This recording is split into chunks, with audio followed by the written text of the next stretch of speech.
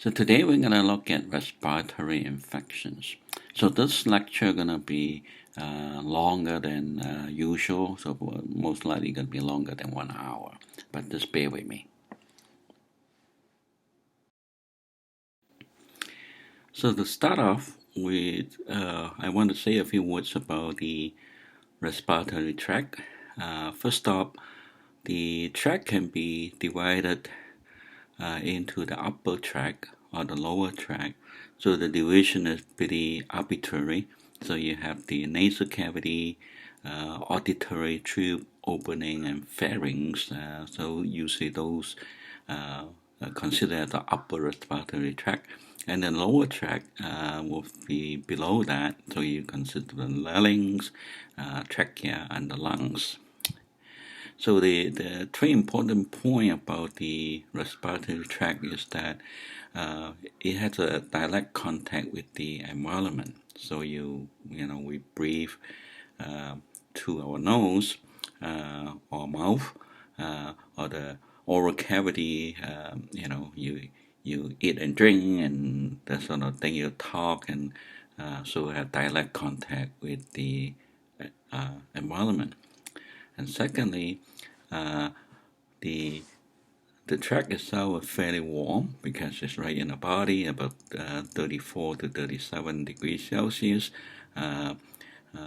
Obviously, the nasal cavity is a bit lower temperature, that's about 34 degrees Celsius. And then the lung itself and the throat itself will be 37 degrees. So, and then also moist because it covers mucus secretion.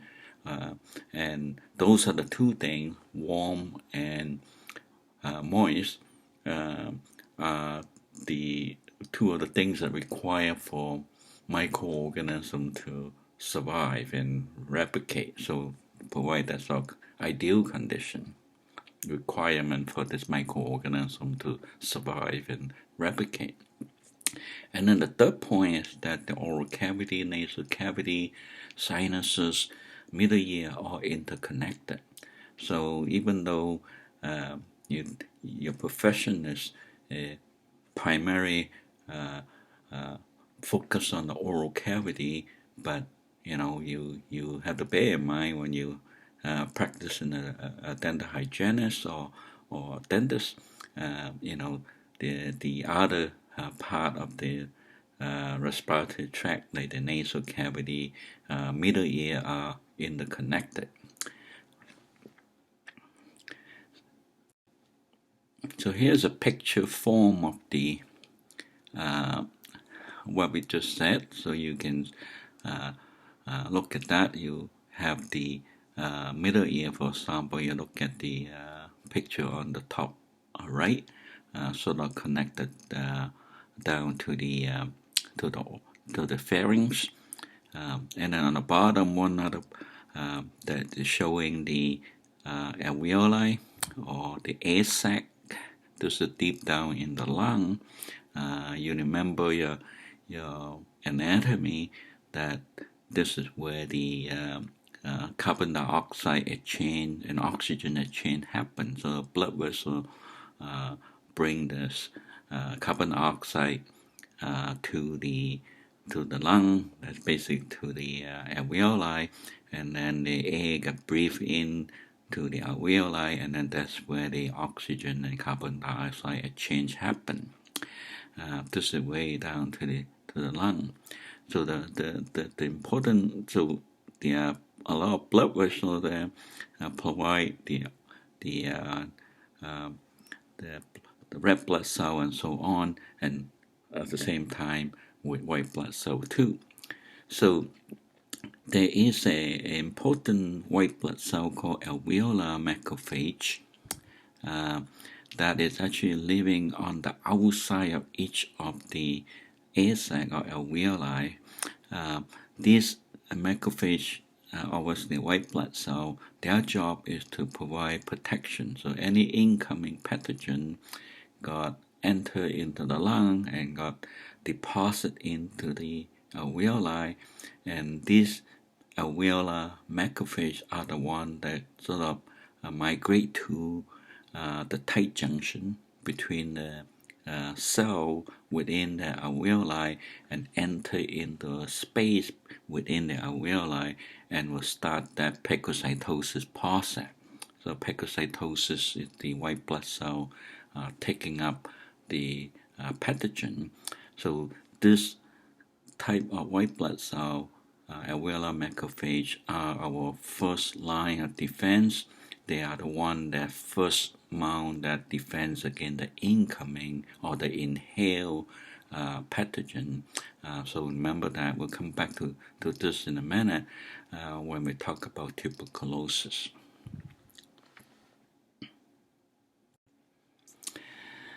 So in the next two slides, I have two lists of two table listing some of the infectious agents. We'll go to that in a second. But the bottom line of the those two table is listed here. The 3 points you should know from those tables. So first is that viruses are important agent in the URT, mean upper respiratory tract infection, especially pharyngitis. So a lot of time we think sore throat is caused by group A strep. It's not the case. Most of the sore throat or pharyngitis are caused by viruses.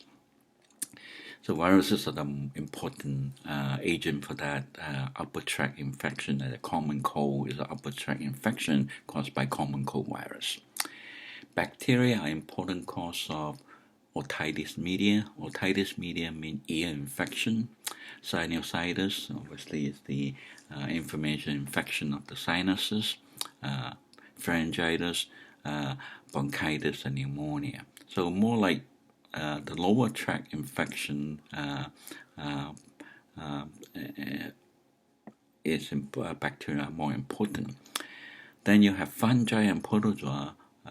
They are typically not very important cause of disease in healthy individual because our immune system are able to keep them in check, and also a lot of the fungi and protozoa they're harmless organisms, but they become important in immune compromised hosts.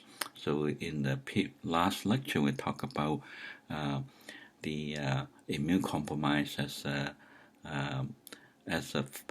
one of the conditions for getting opportunistic infection in HIV/AIDS patients. For example, these protozoa, one of the protozoa called Pneumocystis, actually will cause pneumonia in the HIV/AIDS patient.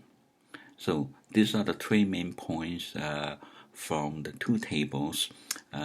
So we'll go to the table and take a look at the listing of the organism. So the upper tract infection agent are listed here.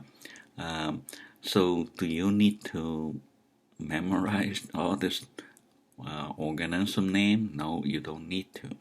So I have highlighted a couple of them here in red.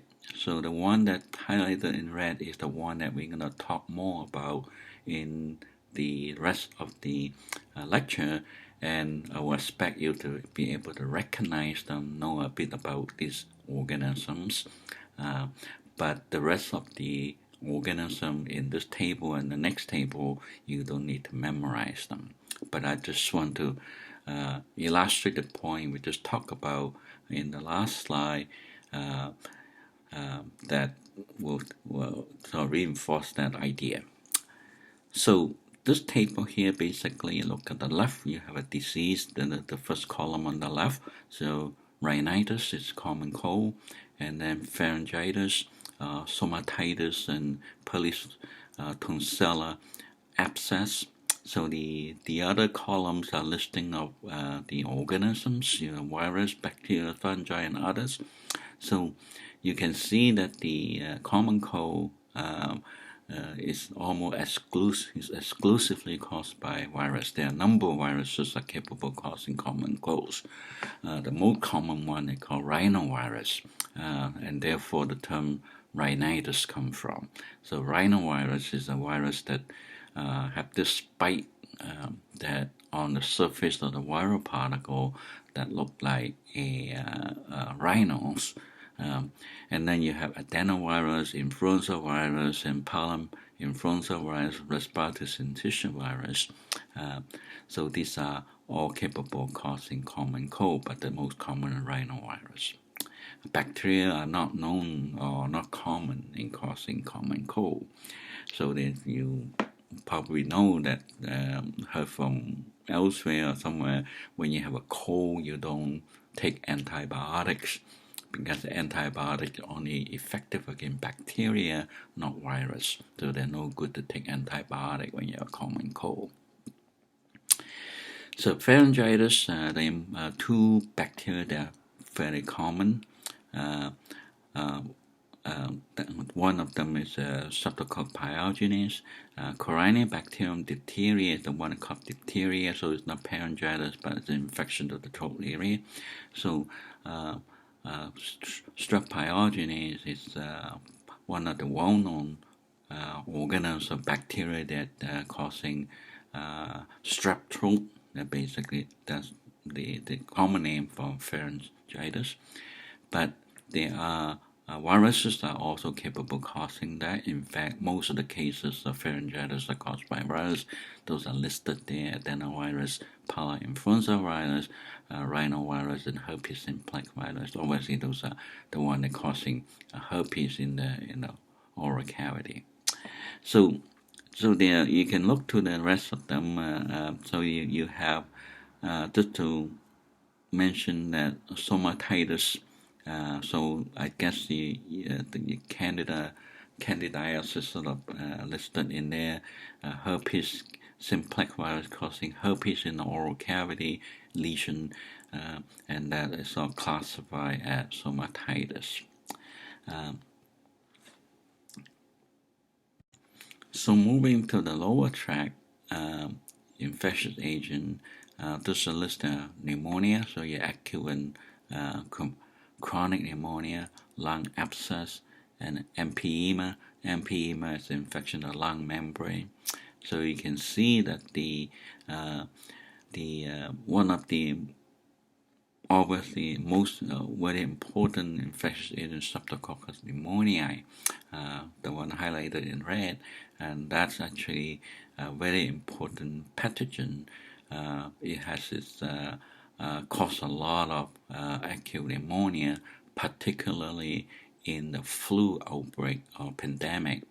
You heard about the 1918 Spanish flu.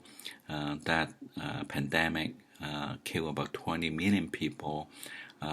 Many of those died of the flu, the influenza virus that started with the infection of the upper tract and then will migrate down to the lung, causing pneumonia.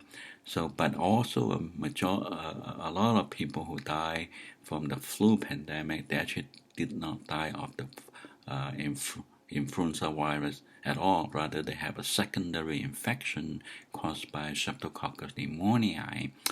So Streptococcus pneumoniae is normally found in the throat area. Not everybody carry that. Maybe 20% of the population may carry this organism in the throat area. Normally sit there and do nothing, not causing any disease. But under the condition of flu, because the flu created a condition allowing the Streptococcus pneumoniae to travel down to the lung. That's where they cause the pneumonia. So in the pandemic in 1918, many of the people actually die of the secondary infection by Streptococcus pneumoniae. So obviously, one thing missing in this table, that is your pandemic going on right now, COVID-19. So COVID-19 is causing this acute pneumonia. So you can add that in the virus column. So that's a new thing. You didn't get in adding into the table. So you look at the table, there's a long list of different organisms, viruses, bacteria, fungi, and even other are capable of causing pneumonia. So even things like harmless fungi like aspergillus, um, on the top fungi column, you see the second organism there. So first is Candida albicans, and then you have Aspergillus. Aspergillus is very harmless fungus. Normally you find them in soil, vegetation. They get into the lung because the people are exposed to it by either walking in the woods or the park, whatever they live in decaying vegetation, right? Tree trunks or whatnot. So you walk by, you stir them up. The aspergillus, like a lot of fungi, they produce spore, and the spores are sealed up in the air because they're so light. So you're walking to stir them up, you get into the air, you breathe them in, so deposit into the lung. That's how we come in contact with them. And generally, they are harmless because our immune system will take care of it. But in immune compromise, they are causing problem.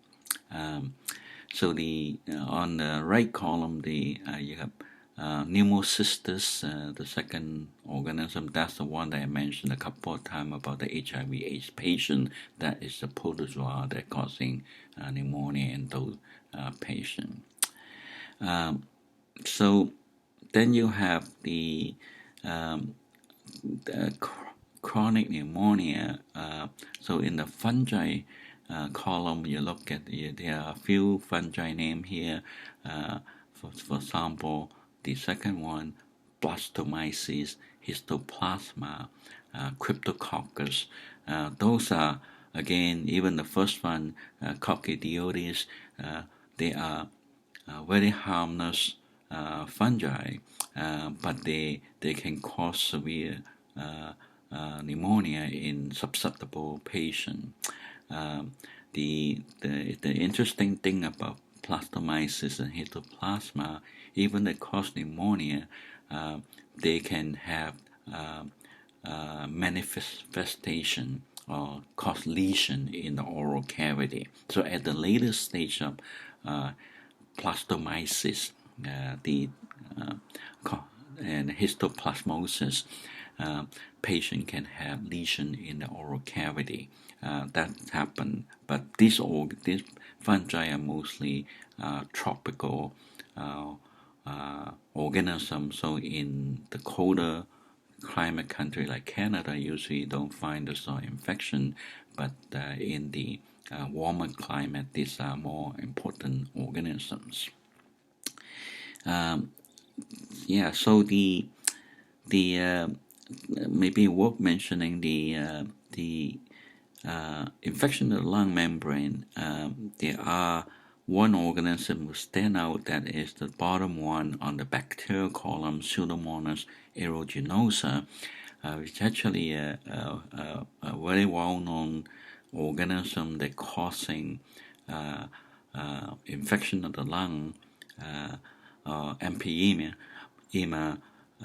which is the infection of the lung membrane, in cystic fibrosis patient.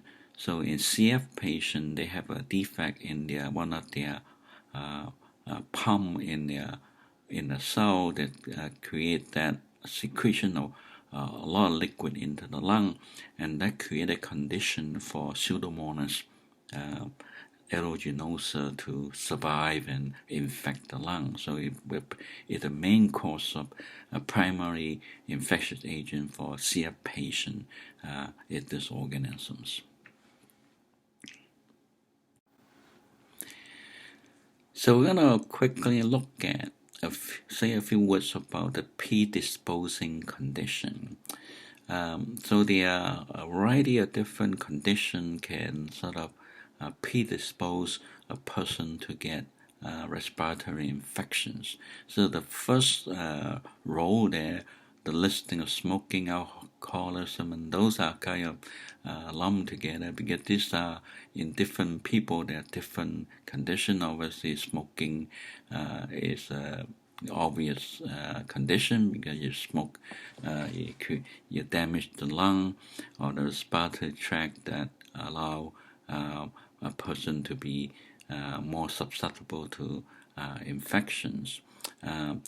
Then you have congenital condition, people who have defect, birth defect in the lung or whatever, so they get more susceptible to the infection. So you don't need to memorize all those different condition, but the rest of them you can take a look at.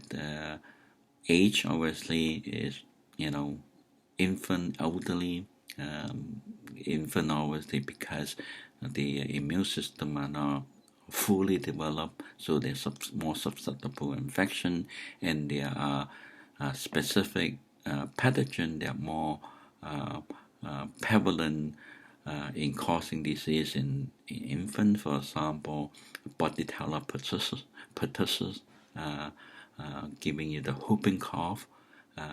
So that we're going to say a few words at the end of the lecture, and you don't see grown up to get pertussis. That partly because the immunization as well, but infants are typically more susceptible to pertussis. Then elderly, again, the immune system are compromised. Then they are more susceptible to get infections such as streptococcal pneumoniae that cause pneumonia. So the sort of age group play a role in the type of respiratory infection one may get. Hospital institution, Legionella is a well-known one. So Legionella causes pneumonia, or atypical pneumonia, not the typical pneumonia, meaning that they're a little bit different from other pneumonia. But Legionella is a gram-negative organism. Have an interesting story about how they discovered this. The organism was named after Legion, therefore Legionella. It was discovered in 1976, where the American Legion gathered in Philadelphia for a convention. All those delegates, they live in hotels, a few hotels in downtown Philadelphia, and many of them, hundreds of them, come down with pneumonia. And then there are quite a few die from it. Then they eventually find out that the cause is this organism, and they name it as Legionella. So this Legionella actually is a freshwater bacterium, so it lives in lakes, rivers. So it got into the water tower in the hotels because that comes from the city water, right? So the city water comes from reservoir like lakes. So they got in, they got pumped into the water tower up in the top of the hotel, and then they got into the shower. People take shower, and then aerosolize, and people breathe it in while taking a shower. And Legion, you typically are elderly, so they probably have underlying condition or immune status sort of weakened, so they are susceptible to this infection by Legionella. And that was the outbreak in 1976. So you ask why the treatment of water in the city did not kill the Legionella coming from the water reservoir. Legionella is very resistant to chlorine, so chlorine treatment obviously is what they do in the city water, and Legionella survived that treatment, so they got into the water tank, water tower, and then remained there, and then and multiply, and then they got into the lung, and then picked up by macrophage, but they are not killed by macrophage. They can survive within the macrophage and then causing that infection. That's how they come about. They were discovered in 1976. Then you have other condition. The cystic fibrosis, the second last one on the list. So I already mentioned that Pseudomonas aeruginosa is a prime infectious agent in those patients. And then Mycobacterium tuberculosis, one of the prime condition is living condition, overcrowding. So you have people living in a closed quarter. A lot of people living in one closed quarter, or people gather into a room with then that is a condition, overcrowded condition. That is the main condition. There was study that looking at tuberculosis back in the old days, like 1950, 1960. They found that one person who have TB went into a swimming pool. Swimming pool quite big, and that's enough to infect other people in the swimming pool. So the organism very infectious. You're in a closed quarter, and a lot of people there, and that is a primary condition for tuberculosis. So these are a few of those predisposing condition. So for the rest of the class, we're going to look at a few examples of the upper tract and 3 examples of the lower tract infections.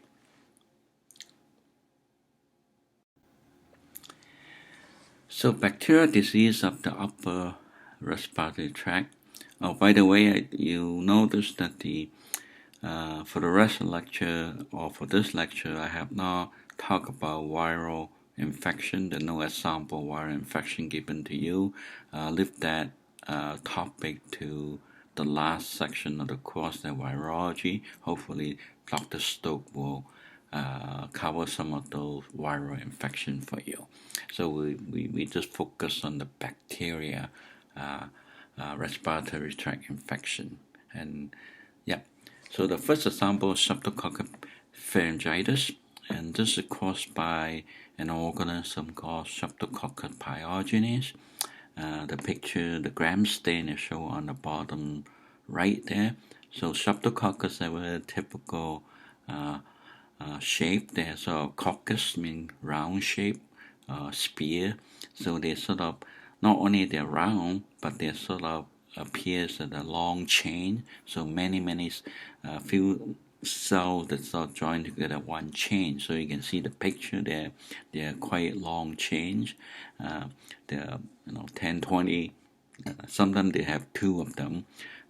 So this is a very gram positive, mean that it stained purple in gram stain. So that's a picture of Streptococcus pyogenes. So this organism also have another name. A common name is called Group A strep. The reason why it's called Group A strep is basically it fall into the grouping of A. There was way back there is a scientist called Rebecca Lansfield. She came along and group all the Streptococcus into different groupings. Streptococci is a very broad and diverse group of bacteria. So there are many species out there. So how these species are related, nobody knows until Dr. Lansfield come along. What she did was that she get all the different species of Streptococci and start reacting them with antibodies. So she got a panel of antibodies, and she labeled antibody A, B, and C, and so on. So see which one react to the antibodies. So this particular organism react to the antibody A, so therefore a group A streptococcus. So you have group A, group B, uh, and all the way down to P, I think. But there are a few letters missing in the alphabet from A to P. But group A strep there's only one species within the group A strep. The proper name or scientific name is called Streptococcus pyogenes. But the two terms Streptococcus pyogenes and group A strep have been used interchangeably because there's only one species within that grouping. Okay, so that's the name. So who's susceptible to a strep pharyngitis? Typically, young children, school children, adolescent. So these are the population that most commonly come down with strep pyogenes. So the it gives you that strep throat, obviously, which is basically sore throat and then fever, malaise, and that sort of condition. And in some patients who have this strep pharyngitis, also develop a condition called scarlet fever. So scarlet fever basically is strep throat caused by the same organism, except that the two symptoms that are different from strep throat in addition to strep throat. So you still have people with scarlet fever still have the sore throat, fever, malaise, that sort of symptom, but there also are two symptoms showing that is the rash on the face, on the back, and also the tongue will be have all this rash and give this strawberry color, red tongue, strawberry tongue, and rash, and that is the two additional symptoms in addition to strep throat, and that causes scarlet fever. Now, the important thing about this strep throat and scarlet fever is that the person can recover from it, but then can lead to a condition that make the person develop this rheumatic fever and rheumatic heart disease. So rheumatic fever is the inflammation of connective tissue, like the joints and the area, and can be any part of the body. In fact, rheumatic fever is sort of linked to the infection by group A strep, but not caused directly by group A strep, rather by some immunological condition. We'll talk more about that in the next lecture, that lead to this inflammation of the kidney, of the joints, and collectively that called rheumatic fever. But one of the rheumatic fever called rheumatic heart disease that specifically refer to the inflammation, the scarring of the heart. Could be the heart valves, could be the heart itself. And when that condition happens, rheumatic heart disease happen, that put the person at risk to get endocarditis. Endocarditis is an infection of the heart. Typically, it's the heart valve that infected. So that is the link between group A strep infection and endocarditis, and that also linked to dentistry, because the dental procedure can introduce the bacteria from the oral cavity in the bloodstream, and that will can cause endocarditis, infection of the heart, if the person have rheumatic heart disease. We're going to talk more about this topic next lecture. So for diagnosis and of pharyngitis, basically is the cultivation of group A strep from the throat swab. Identify serologically, that means react with antibodies. Remember that this Dr. Lenz have this antibody, so this antibody have been passed along, and that provide that identification. Treatment is for typically penicillin and erythromycin for patients who are allergic to penicillin.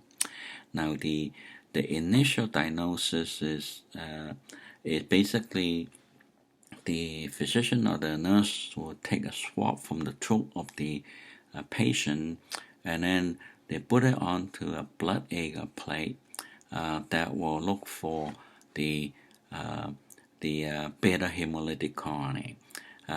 The beta hemolytic RNA basically lyses of the red blood cell on the blood agar plate, a complete clearing. That is the initial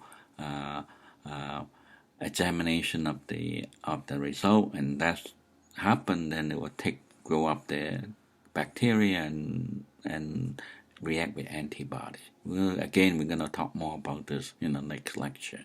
So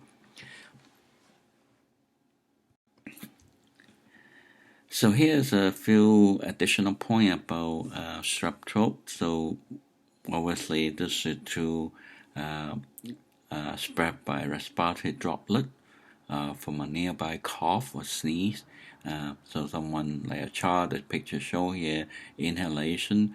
So the group H strep will deposit under the back and the pharynx, and then start to colonize.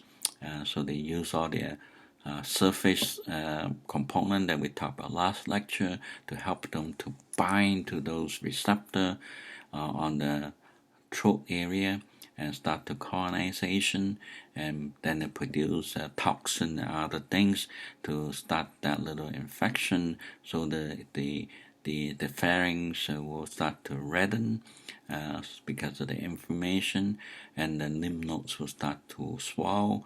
Then you can develop tonsil abscess, and then other factor that produced by the bacterium will cause fever, malaise, and headache, and then so on, and so you start getting those symptoms. So the bacteria occasionally spread to the trachea and giving you laryngitis. So you probably have encountered people that you know that lost their voice, started with sore throat and then lost the voice, and that basically moving from pharyngitis to laryngitis. Viruses can cause that too, but not. But group A strep is known to do that as well. So sometimes it can cause get further down to the bronchi and cause bronchitis. So some of the strain produce a toxin called erythrogenic toxin. It's this toxin that gives you the scarlet fever symptom.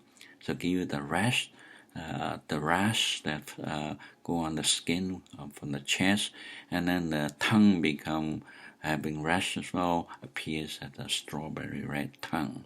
So the toxin, the erythrogenic toxin that giving you those symptoms, the two additional symptoms appears in scarlet fever.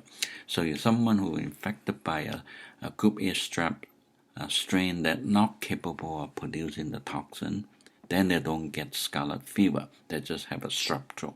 If someone got infected by a group A strep strain that produce the erythrogenic toxin, then they may come down with the scarlet fever. So rheumatic fever can develop later, and we mentioned earlier. So we're going to move on to the second example in the next slide. That is diphtheria. So diphtheria is caused by an organism called Corynebacterium diphtheriae. This is a very classical or well-known disease in human. So they have some very common feature in infected throat area. So the person will have sore throat, some pain and fever, pharyngitis. One of the hallmark of the symptom is the oozing of the fluid in that infected area, and that fluid was taken into a pseudomembrane that adhere it tightly to the tonsil or the pharynx or the larynx where the bacteria infect. So the picture, not sure you can see it.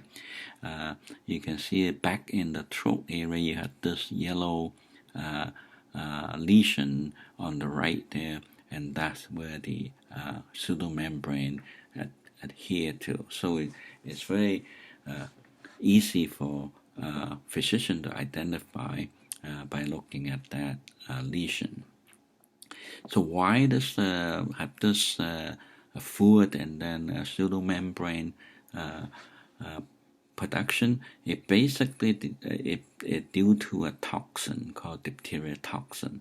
So the bacterium produces a toxin called diphtheria toxin. This toxin has been very well studied and know how it works. The toxin actually prevent protein synthesis in our body cells. So the diphtheria toxin destroy a eukaryotic elongation factor. So elongation factor is the protein that required for protein synthesis. You remember your protein synthesis, you have the ribosome binding to the messenger RNA, and then the transfer RNA bringing the amino acid, and then the ribosome will move one codon down, ready for another transfer RNA to bring in another amino acid. But that so your protein then will be synthesized one amino acid longer, so elongation, so that keep going.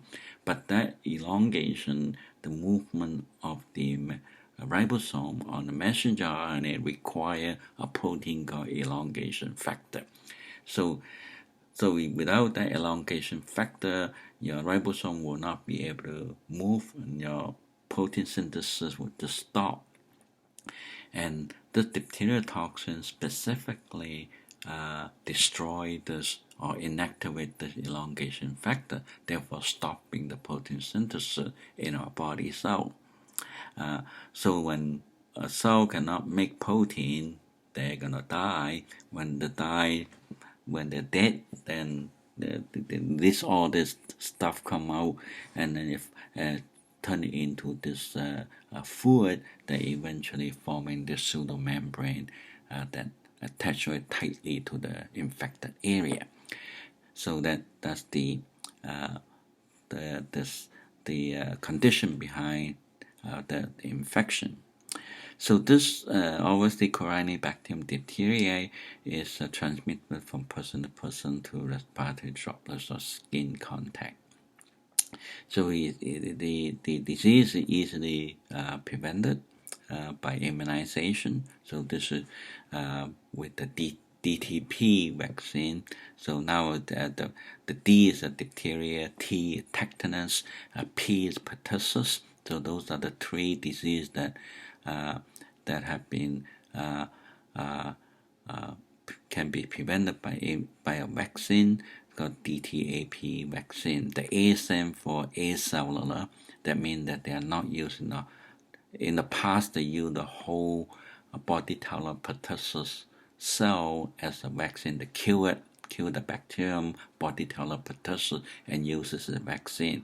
But the newer vaccine doesn't use the whole body-tolerant pertussis cell, rather they use component of it like pertussis toxin and a few others component of that to make up that new vaccine. So they put it at AP. So this vaccine obviously given to children, the infant to start off with, like 2 months, 4 months, 6 months, 8 months, and then the fifth dose it will be in 5 years or 6 years of age, just before school start. So it is a fairly effective vaccine. But why then we talk about the disease? It was so easily controlled, and in fact the number of cases of diphtheria are not very high. But you look at the literature or reports nowadays, actually the diphtheria have outbreaks here and there in the Eastern Bloc country in Europe, and then also in the Midwest area in United States. In the last few years, there are reported outbreaks of diphtheria, and when scientists studied that, and they found that that relate to children are not being vaccinated. So they sort of skip or didn't want to be vaccinated when they're young, and then they don't have the immunity to this disease, and then that become a problem when they get to later on. They don't have the immunity to fight it off when they come in contact with these organisms. So it's not completely gone. There are outbreaks here and there for diphtheria.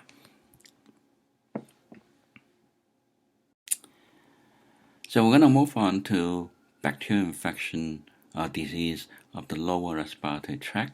So the first example, pneumococcal pneumonia. So as you remember the table that we looked at earlier, there are many organisms capable of pneumonia. So sometimes when people communicate, a lot of time when we communicate, you just say pneumonia, we don't know which one you're talking about. So they put this term in front of it, a pneumococcal pneumonia, then people will know that, oh, you're referring to pneumonia caused by streptococcal pneumoniae. So that's the reason for having that term in front of pneumonia. So streptococcal pneumoniae is also sometimes commonly called pneumococci. So there's a common term, pneumococci, and the scientific name is streptococcal pneumoniae. So where do you find this organism? As I mentioned earlier, it commonly found in the throat area, sometimes found in the nose as well, in healthy person. So maybe 20% of the population may carry this. Typically, it say they are not causing any problem, but if there is a predisposing condition, like influenza or flu. So as I mentioned earlier, in 1918, the Spanish flu pandemic, this is the major organism that causing probably maybe half or even more than of the death during that time. So if there's such a predisposing condition like flu, this organism can move from the throat area down to the trachea, and then down to the bronchi, and eventually get to the alveoli. So it started when it get down to the alveoli. That's where it caused the pneumonia. So there are two type of pneumonia caused by this pneumococci. One called lobar pneumonia, which is very acute pneumonia. It's a sudden onset high fever. It causes a lot of exudates. Exudate means fluid secreted by the alveolar cells, because your body tries to mount a defense against it, bringing all the different type of cells to try to fight it off, and then they also secrete all this liquid. This is part of the inflammation process, and that fluid, the exudate, will replace the air in the alveoli. So remember, the alveoli is where the carbon dioxide oxygen exchange happen. So the liquid replace the air, then the person will start to cough a lot because you cannot breathe, right? And one of the major symptoms of this is the severe coughing. That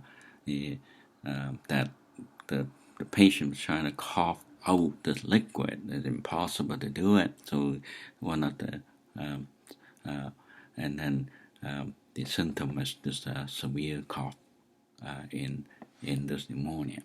So because the air is replaced by the exudates, so you can see it with X-ray. So when you have a person subject to X-ray examination of the chest, you will see that images show up on the film, because when the X-ray passes through air, there's nothing there to show an image, but you have liquid now in the air sac that will show up as solid. They call consolidation, consolidate. That because of the liquid that found in the alveoli. And then the other presentation of broncho pneumonia. So this is basic bronchitis. So the bronchi got infected. So this is localized in the bronchi. So the alveoli is not affected. So when you take X-ray, you don't see any image. So in this particular presentation, there's not consolidated. Yeah. So how do you diagnose this? Basically, you isolate the organism from sputum. So sputum, the yellow stuff that we cough out. So when we cough, sometimes the yellow stuff that is called sputum, basically consists of our body cell and secretion and so on. So if you are infected by bacteria, you will found in that sputum as well. Or you can take blood. You may be able to find the pneumococci in the blood. Treatment typically by penicillin. This organism still pretty susceptible to penicillin. Vaccine are available now, fairly effective, probably 85% effective. It's given to children and elderly. If the younger, healthy people, if you want to get the vaccine, you can get your physician to order in for you. But for children and elderly, they can get it out easily. And I believe in Nova Scotia, it's covered by the provincial health card. Yeah. So the vaccine actually make up this capsule. So this is an electron micrograph of Streptococcus pneumoniae. So very typical shape of Streptococcus cells. So if you look at it, there actually two cells are in the process of dividing. So in the middle, you have this what we call septum, where it consists of the cell wall, the peptidoglycan, a cell wall. So the cells in the process are almost finished dividing. So they're still joined together. So this is very typical of the shape of Streptococcus. It's very easy to identify. You have this sort of appearance. Not only that, you can look at the shape of the cell. It's not quite completely round. Rather, it's almost a lemon shape. So this Streptococcus is very easy to identify under the microscope. So on the outside of the cell, this organism produces a layer called polysaccharide capsule. The polysaccharide means sugar, so the capsule made of sugars. So this is the capsule is what being used at the vaccine. Now so they sort of harvest the capsule from the bacteria and then make it into a vaccine. Now the color vaccine is called Prevnar 13. So 13 means that 13 different type of capsule. So why do you say why they use so many different types? It turned out the Streptococcus pneumoniae produce different kind of capsule. The different strain produce different kind of capsule. So the difference between the different type is the sugar's composition. So as I said, the capsule make a sugar. There are multiple type of sugar. There are glucose. There are galactose. The different type of sugar that make up the capsule, polymerize in the capsule. So different strain has slightly different type of sugar, different ratio, maybe even different bonding between the sugars. So when you take one type of capsule, you're not gonna protect you from infection by a second or Streptococcus pneumoniae. In fact, that's what they found out during the development of the vaccine. The initial Streptococcus pneumoniae vaccine, it was actually made up of 2 or 3 different type of capsule. Then after a few years, they found out that the people who received the vaccine consists of the 2 or 3 type of capsule. Doesn't protect them completely from streptococcal pneumonia infection. So now they start to add more capsule on. So they isolated 13 different types of capsule, and then they're all chemically bonding together, and then this is what they have now, and they found that it's very effective. So this is the one that they are given to the children and elderly.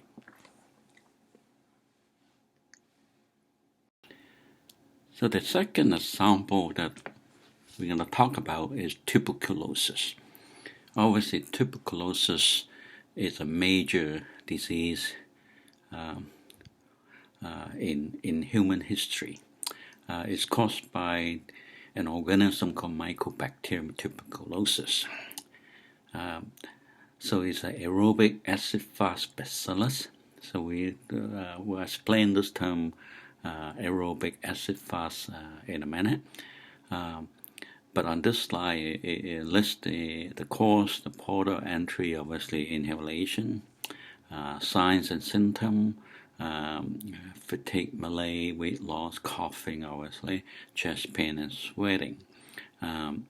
Just to be clear, you don't need to remember all the symptoms in examination. It's not that important. I think you get a general idea will be good enough. So the incubation period is 4 to 12 weeks. So if somebody come in contact with Mycobacterium tuberculosis, it will take about that long to start showing symptoms. Susceptibility, we already mentioned in the predisposing conditions slide. Clouded living condition is one of the major factor. So individuals living in that overclouded condition are very susceptible. Treatments is typically a combination of antibiotic and drugs treatment. So you see that you isoniazid, rifampin, streptomycin, and or ethambutol. So among the four drugs, there are two of them are antibiotic. Rifampin and streptomycin are antibiotics. Rifampin prevent prevent DNA synthesis, and streptomycin prevent protein synthesis. And isoniazid and ethambutol are drugs. They are not antibiotic. They on the bottom of the slide, you can see how that mode of action, what they're inhibiting. So isoniazid block the incorporation of mycolic acid into the cell wall.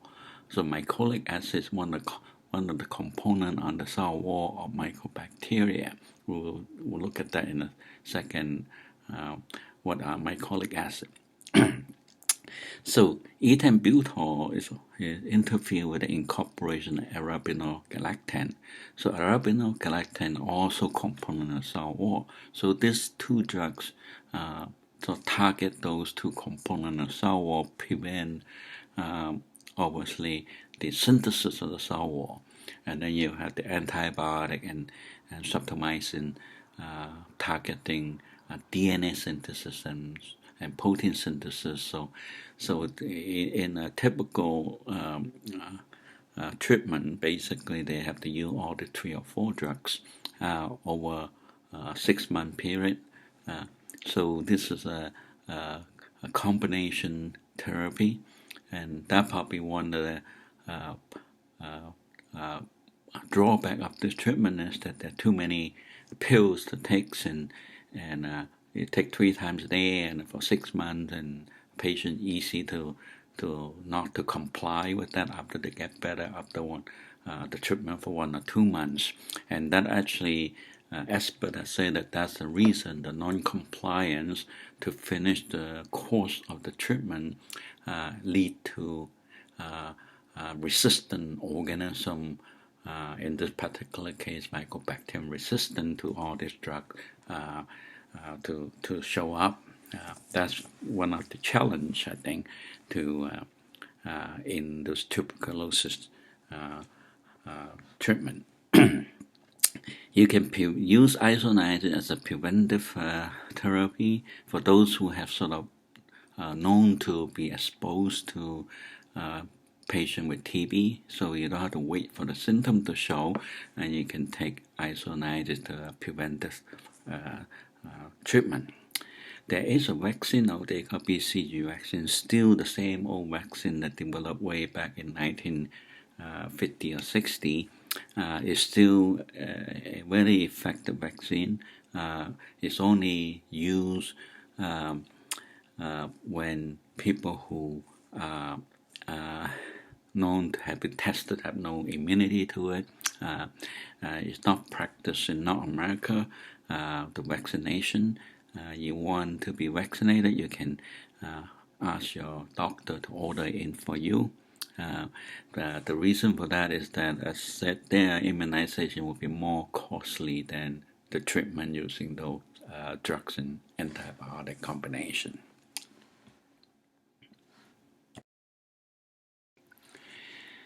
So here's the outline of the pathogenesis of tuberculosis.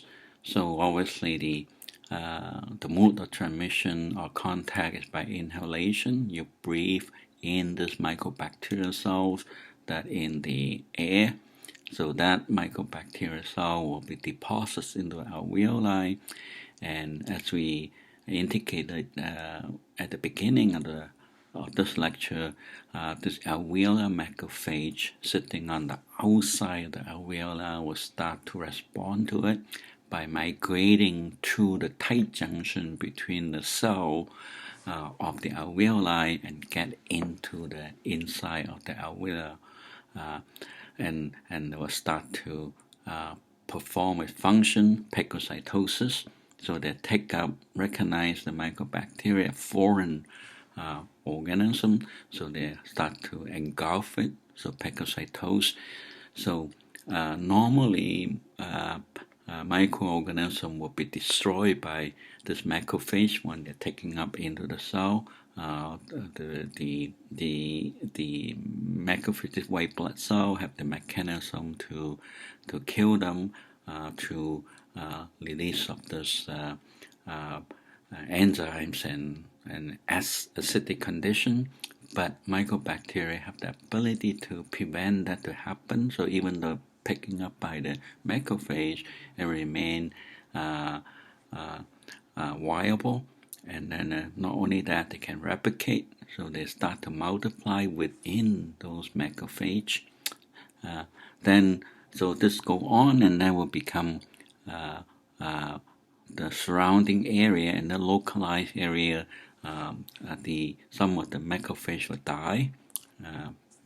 No living cell can live forever, so especially you have bacteria living within them, drawing all the nutrients and energy, so some of the macrophage will die, and then surrounding cell will also start to die, and then you will have that create another stronger signal to activate the more macrophages come in, and surrounding cell will be activated and start secreting all those components and deposit collagen and so on. So eventually lead to what they call tubercle formation. So this has become a microscopic lesion with a lot of collagen on the outside, encasing a mass of mycobacterial cell and macrophages, and that in the center that become a caseous lesion, necrosis, so dead cells and all those stuff that being released. So these are microscopic tubercles. Now, if this can remain like this for a long time, could be months and years. Eventually, that tubercle going to lyse, and the mycobacteria going to be released, shown in the diagram on the bottom right. So this released mycobacterial cell will then attack neighboring tissue your lung, another alveoli or surrounding tissue, and they can be brought to other location in the body. So whether they go into the lymphatic system, go into the blood system, they'll be circulated to the other part of the body. There they can start to cause additional lesion. So at that point, basically, will progress into open TB, where the patient gonna get a lot of symptom, coughing, and all those stuff. So that's the course of the pathogenesis of infections. So this slide basically just a wording of the what I just said. You can read about that yourself. So diagnosis of tuberculosis, basically there are two tests you can do. One is a tuberculin skin test, and the other one obviously a chest X-ray. Tuberculin test is basically is the injection of a small amount of the mycobacterial antigen under the skin, and then you wait for 24 to 72 hours, and you go back. The nurse will measure the swelling of the site of injection, and the diagram there show that swelling is about 20 millimeters, and that is a positive test. That means your body is reacting to that injection.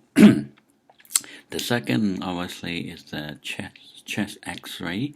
So the X-ray will pick up the lesion, the tubercle lesion.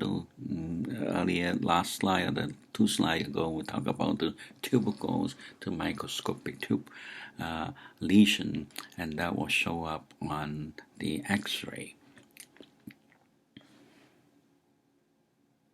So people who have a tubercle like that gonna be will show a positive skin test, a tuberculin test. So the tuberculin skin test or mental test is basically the injection of a very small amount of tuberculin or PPD. PPD stands for purified protein derivative. Injected intradermally. That means just underneath the dermis. Then you measure the swelling after 48 to 72 hours. So nowadays, typically you do 2 tests about maybe 3 or 4 weeks apart. The first test negative, you should go back to do a second test. If both tests come back to be negative, then you are negative. So what is the tuberculin? Tuberculin is actually a very poorly defined mixture of antigens, mostly contain the mycobacterial cell wall bacteria, which they will contain protein, mycolic acid, and glycolipids, and arabinogalactane we mentioned earlier. So this injection basically is lead to a response by your body. The response is based on whether you have what we call cell-mediated memory. So you remember your immunology, there are 2 arms of immune response. One called humoral response, one is cell-mediated response. So humoral response refers to antibodies. So our body produces antibodies, and the action of the production and action of those antibodies are called humoral, HUMORAL, humoral response, and the cell-mediated response is referred to the cell, the white blood cells, T cell, and other immune cell responding to the challenge. So here in the tuberculin skin test is a measurement of the cell-mediated response. So when you have a positive test, what called positive means that you have greater than 10 millimeter swelling after that injection. So in the diagram, 20 millimeter is positive, less than millimeter is considered to be negative. So 2 injections 3 or 4 weeks apart, both negative mean you're negative. So the test basically tests your body has any cell-mediated memory. How do you get the cell-mediated memory immune response? You have previously seen a mycobacteria. So your body have encountered the mycobacteria, then your body have developed the response, the immune response. So now you be challenged by this tuberculin, so your body immune cell will mount a faster and more stronger response, therefore giving you the swelling that is large. If you have not seen mycobacteria before, then your cell do not have memory, so they react to it slower and weaker, so you don't get that large swelling. So the test is basically test your cell-mediated memory. So your cell-mediated memory come from you have previously seen mycobacteria. That could be from whether you have you have come in contact with mycobacteria, whether you have been exposed to it from another person, or from drinking contaminated milk. Milk is actually, in the past, is one of the main source of mycobacterium. Or you have active TB. So you see the description here. A positive tuberculin test indicated a patient had cell-mediated memory against antigen of Mycobacterium tuberculosis as a result of either infection or immunization. So you have previously immunized with the BCG vaccine, you're going to be positive. So the test basically tell you that your body have memory immune response. So let's learn a bit more about Mycobacterium. This is an aerobic and non-motile bacteria. Aerobic means that require oxygen to grow. Non-motile means that it cannot swim, so there's no flagella. The organism do not have flagella, so they cannot swim. So considered gram-positive, but cannot be gram-stained. So gram-stained, as you remember, is basically you have your specimen, you stain with crystal violet followed by iodine, then you decolorize with ethanol and acetone, followed by counter staining with sapphire red. So you end up with a specimen, you look under the microscope, either purple color, purple come from the crystal violet, or red color come from the sapphire red. So the purple color we call gram-positive, red we call gram-negative. So you perform a gram stain on specimen suspected to contain mycobacterium. You cannot see the mycobacterial cell because they just won't pick up the stain, so no color at all. Then you take the same specimen and then you perform an acid-fast stain. Acid-fast stain, we'll talk about that in a minute. Then you can see the mycobacterial cell. So do a gram stain, cannot see it. Do an acid-fast stain, now you see the bacterial cell. That actually is a presumptive identification of mycobacteria in the sample. So it's a very simple tool, and that's what to perform in the lab to help the first diagnosis of mycobacteria in the lab. So there are a number of species within Mycobacterium. There are important human pathogens. So obviously the first one is Mycobacterium tuberculosis, causing tuberculosis. That's how the name comes from. And then you have a second species called M. bovis, also capable of causing tuberculosis. In fact, M. bovis is the main cause of tuberculosis in humans back in the 1930s, 40s, and 50s.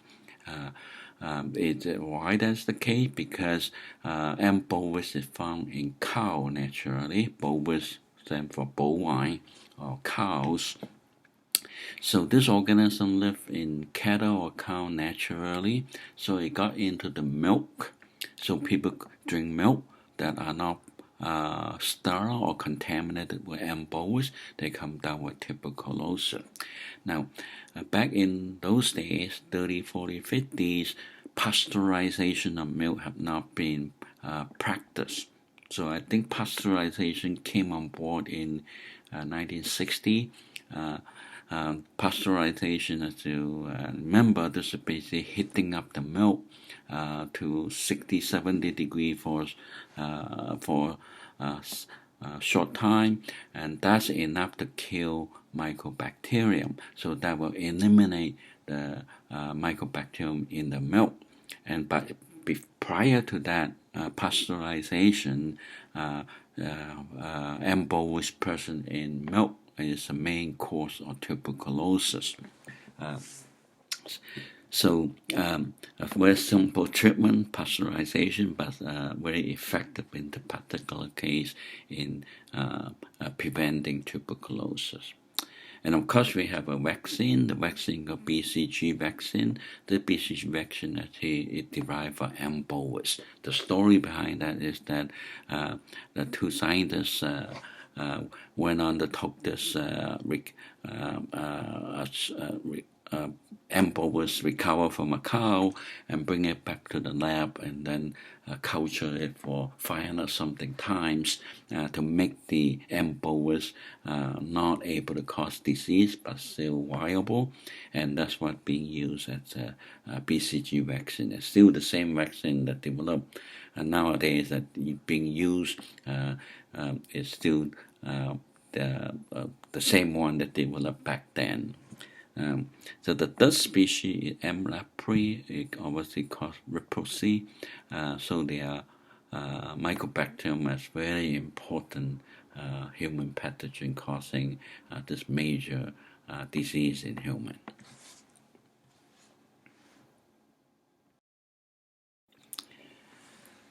So mycobacterium is very interesting organisms.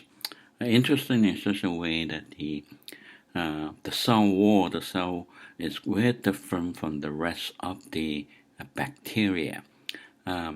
So here's a drawing of the cell wall of mycobacteria cell.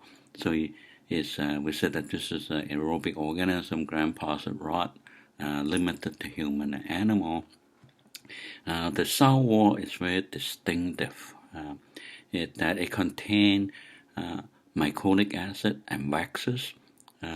So you can see on the diagram here, on the top layer from the top of the diagram, you see that this mycolic acid is a long, wavy red color thing. So those are mycolic acid. So the mycolic acid is very hydrophobic. Then you have acyl lipids, so another type of lipids and wax on the even outer surface. So on the bottom, bottom below the mycolic acid, you have the arabinogalactan. Remember that is the compound that the ethane-butyl prevent incorporation. Then you have lipoarabinomannan. These are all these are polymer carbohydrates, so you probably can decipher what they are. Arabinol means the arabinose is the 5 carbon sugars. Galactan means galactose. So there are many galactose polymerized together, and then you have arabinol mixed in there, so that is arabinogalactan. And then the lipoarabinomannan means your arabinose, and mannan came from mannose. So you have different sugars here. Then lipo means you have a fatty acid chain attached to it. So these are sort of sitting underneath the mycolic acid layer. Then beneath that, you have the peptidoglycan, which is the normal cell wall, right? Then beneath that, you have PIM, so phosphorinositol so another type of sugars polymer, but with fatty acid chain on it. So very complex cell wall. Then underneath all this, then you'll find your cytoplasmic membrane. So below the cytoplasmic membrane, obviously the cytoplasm.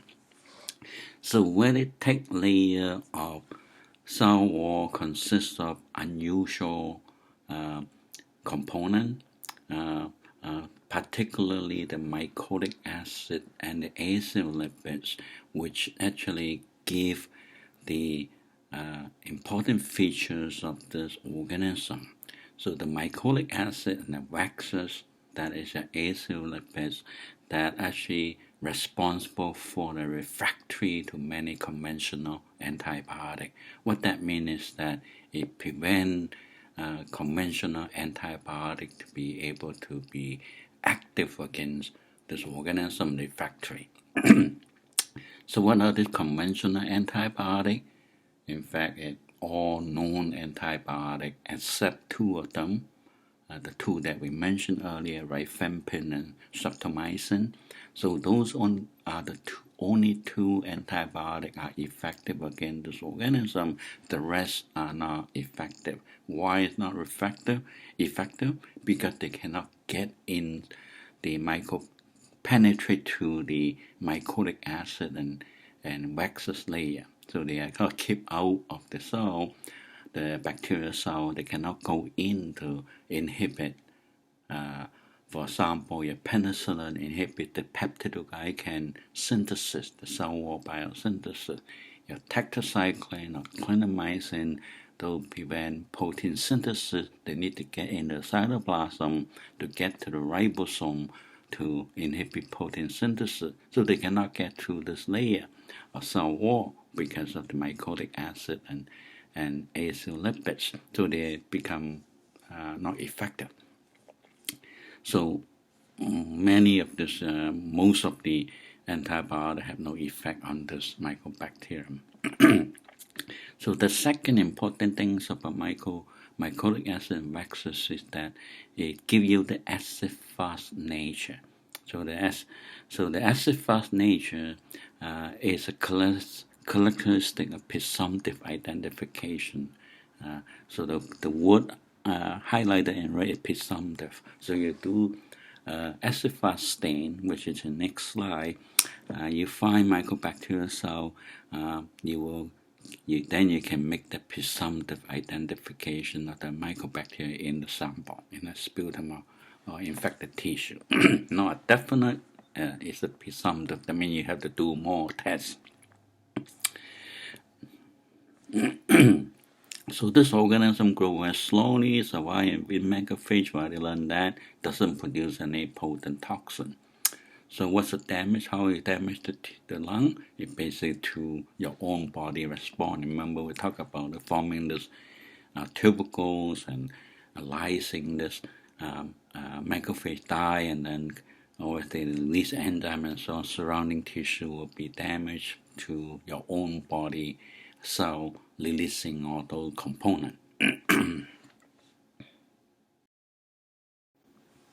So here is the acid-fast stain.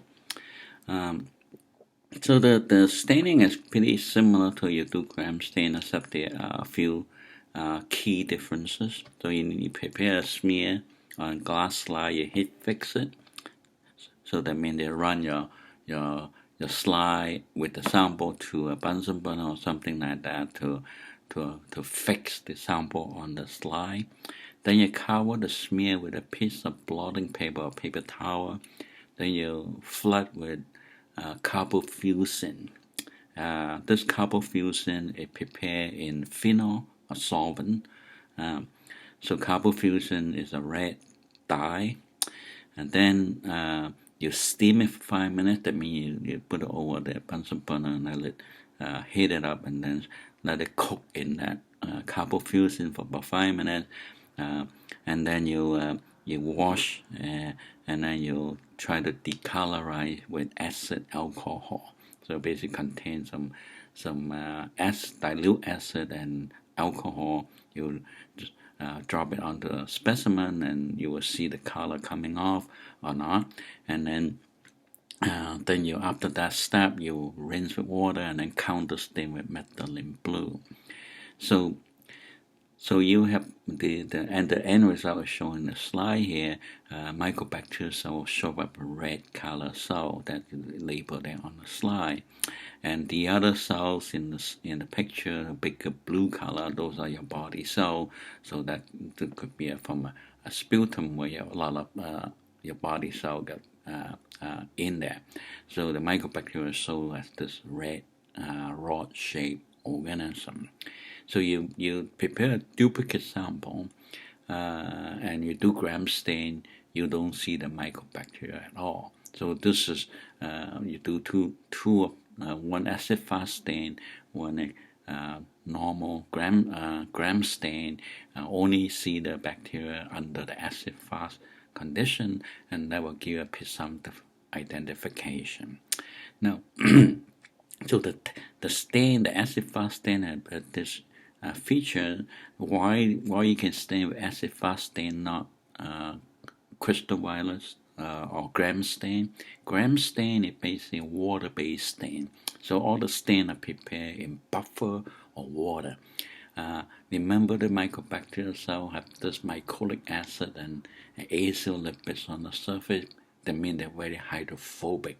So the water and hydrophobic stuff cannot be mixed. So your stain cannot penetrate that. So in contrast to acid fast stain, you have carbofusin. What is it dissolved in? It will prepare in phenol, a solvent. So that phenol will facilitate the carbofusin to penetrate the mycobacterial cell, therefore staining the bacteria.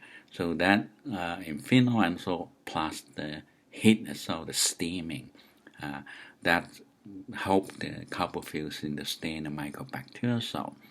So this staining will stay even though you try to decolorize with acid alcohol. So that's how the name comes from. Acid fast means that you cannot decolorize or destain with acid. So acid fast, that's how it comes from. So the last example of the lower tract infection of pertussis or whooping cough is caused by the organism called Bordetella pertussis, the gram-negative coccobacilli. Cocco means round, bacilli means rod. That means what they're saying in the very short rod, very not long one, very short. You can see the diagram there. You have the green color is your Bordetella pertussis. Is actually attached to, in the diagram, attached to the cilia of tracheal epithelial cell. So the Bordetella has special means of allowing to bind strongly to the cilia of the tracheal cells. So the binding of the cell actually eventually the Bordetella will produce toxin that kill the tracheal cell. And then therefore the cell will die, and then the cilia will not move anymore. The cilia is constantly have a beating motion in the trachea, that the function, the movement of the cilia basically move, sweep up any kind of thing, deposit, prevent them from getting into the lung. So when the cell die, they're no longer able to move the cilia, and therefore that disease will become more severe. and obviously, and then the enabling cell will all start to lyse and then secrete mucus and other component, and that lead to swelling and blocking of the airway. So, and then obviously that block the breathing process, and that's where your coughing and the wheezing come in. The wheezing is where the narrowing of the airway from this mucus and dead cell, so creating a very tiny opening to the lung, so create a high pitch a noise when the patient trying to inhale air into the lung because the opening is so small now in the airway. So that's part of the reason for that. So the symptom of this pertussis is interesting. It started with a common cold-like thing, your running nose or light cough, and then followed by a persistent violent coughing. I mean, that's going to be very much more violent coughing, but at that time you have severe infection, the airway cells and getting pretty damaged, and then start getting this hoof. That's how the whooping cough comes from, the wheezing inhalation. So a person come in contact with this will have an incubation about 7 to 10 days, and then we'll move on to those symptoms we just said. So who are susceptible? Young infant, unimmunized, adolescent, and adult that the immune response has been waned. So the DTaP vaccine that we previously mentioned is given to children and until school age. So after school age, there's no more further vaccine or immunization, and therefore over time, when a person get to teenager age or even adult age, your immune response will be waning, will be decreasing. So the weak don't have much of an immune response, and therefore people can become infected. But most of the time, in grown up and the teenager, the disease was much milder than those in the infant, and I expecting that's the reason why we cannot get rid of this whooping cough, because Bordetella pertussis, the only place you find this organism is in human. So the Bordetella pertussis doesn't live in animal, doesn't live in any other place. The only place you find them in humans. So if you get everybody immunized, you should be able to eradicate the disease, but that's not the case. So people think the adult and the adolescent, because of the waning immunity, we are not able to rid of it. They sort of become a carrier. So the adults will be infected, but they don't get severe disease. But they become a reservoir that can transmit to infant and young children that have not been fully immunized. So that's one of the there's a push now that teenagers should be when we get to about teenage age to get another dose of this vaccine so that we can boost up the immune response to pertussis. So we can treat this disease very easily with erythromycin, because the bacterium is very susceptible to erythromycin. So prevention obviously is by that DTaP vaccine. So the clinical features of pertussis go to 3 stages: catarrhal stage, paroxysma, and convalescent stage. So the catarrhal stage is the beginning. It's very mild coughing, almost sneezing, running nose. This is almost like common cold. Lasts for 7 to 14 days. Then the disease will progress into the paroxysma stage. This is where your severe coughing and high-pitched whoop come in. Vomiting. It will last for 2 to 8 weeks. And convalescent, that's where the person recovering. And the cough can last for a long time. So in fact, the Chinese have a name for this pertussis disease. They call that 100 days cough. That means the person will cough for 3 months. So that's the term comes from 100 days cough for pertussis in Chinese. So so as I said, the person can recover from it under proper treatment, but sometimes some kids can develop complications that lead to pneumonia, encephalopathy, or seizure. These are common complication pertussis, and you have encephalopathy, a seizure. That means your central nervous system has been affected, and that can lead to permanent damage to the central nervous system. So it's not a trivial disease. And therefore you can see why this is a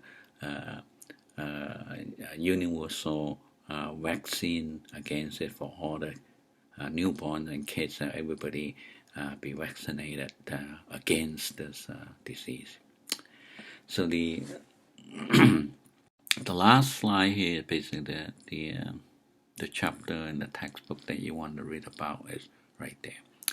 So we'll take a bit longer today because this lecture is always longer, an hour and a half or so, but that's all right. We'll see you next time.